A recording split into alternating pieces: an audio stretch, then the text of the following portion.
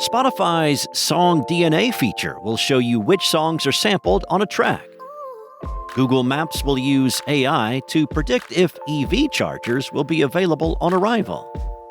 And European policymakers want to ease AI and privacy laws. It's Thursday, November 20th, and here's a quick look at tech in the news this morning from Engadget.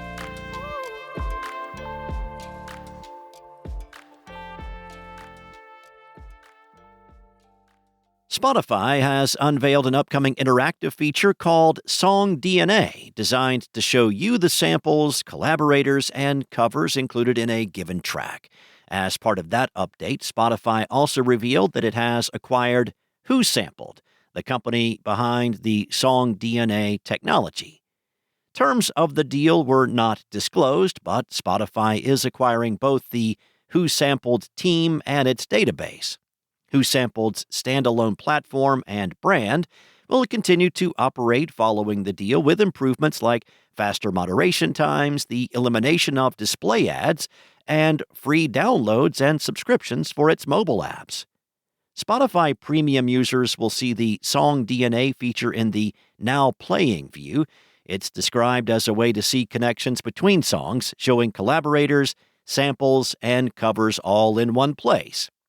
In the song Kiss Me More, featuring SZA, for example, SongDNA shows Carter Lang and two other composers, along with Doja Cat and SZA as the main artists.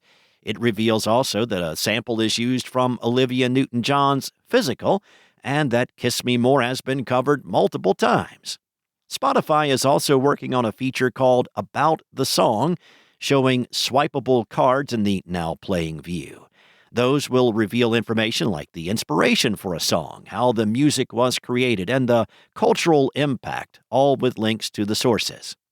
London-based WhoSampled tracks over 1.2 million songs and 622,000 samples in its database, along with covers, remixes, and artists. Its mobile app offers a Shazam-style music recognition service that can tell you the song you're listening to and any samples it might contain. The two companies have partnered previously on a deal that allows WhoSampled users to access their Spotify playlists and tracks. Google is rolling out an update to Maps that brings some new tools to the table, including the ability to check on EV charger availability. Now, the app already showed the location of EV chargers, but not if they were available or not. In other words, it was entirely possible to roll up to a charging station only to find a line of EVs waiting for juice. The updated tool will soon show how many chargers will likely be available upon your arrival.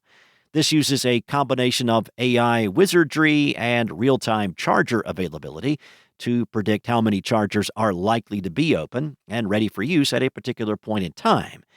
Google says this will help users avoid lines and save time. The charger tracker drops next week, but only via Android Auto and cars with Google built in. The Explore tab has gotten a revamp, making it easier to find curated lists from local influencers and companies like OpenTable. All you have to do is swipe up to see trending and popular restaurants, activities, and sites near you. The updated Explore tab rolls out this month globally on both Android and iOS. The company is also stuffing more Gemini into labs because, well, it's 2025 and that's the way things are done now. The AI chatbot will be able to whip up know before you go tips before visiting restaurants, hotels, concert venues, and other locations of interest. Google says Gemini will be like having a knowledgeable guide show you the way. We'll have to see how that works out in real life. This AI-powered tips feature is already available for many users in the U.S. on Android and iOS. And finally, reviewers can now change their display names when providing feedback to local businesses. Google says this can be used to review nearby shops with names like Eager Elf or Julia Loves Sweets. Despite the user name change, it will still be your Google account making the remark, so keep things polite, would you? This is just the latest update for Google Maps as well. The app is adding live lane guidance for Polestar 4 owners and is also coming to Garmin smartwatches. European policymakers have proposed sweeping changes to the way the European Union regulates the tech industry. In just the last few months, the likes of Meta and Google have questioned strict EU policies relating to privacy and AI expansion. But if the European Commission's new package of proposals are passed, a number of big tech roadblocks will be removed, or at least lifted up a bit. Changes to rules around AI, cybersecurity, and data will, according to policymakers, generate growth for European businesses while promoting Europe's highest standards of fundamental rights, data protection, safety, and fairness. Among the proposals are amendments to the AI Act that Google has recently expressed concerns about, which would allow AI companies to access shared personal data for training models. It also wants to simplify paperwork for smaller companies and to make AI literacy a requirement for member states. AI oversight would also be centralized into the AI Office, where general-purpose AI models are being used, a move intended to reduce governance fragmentation.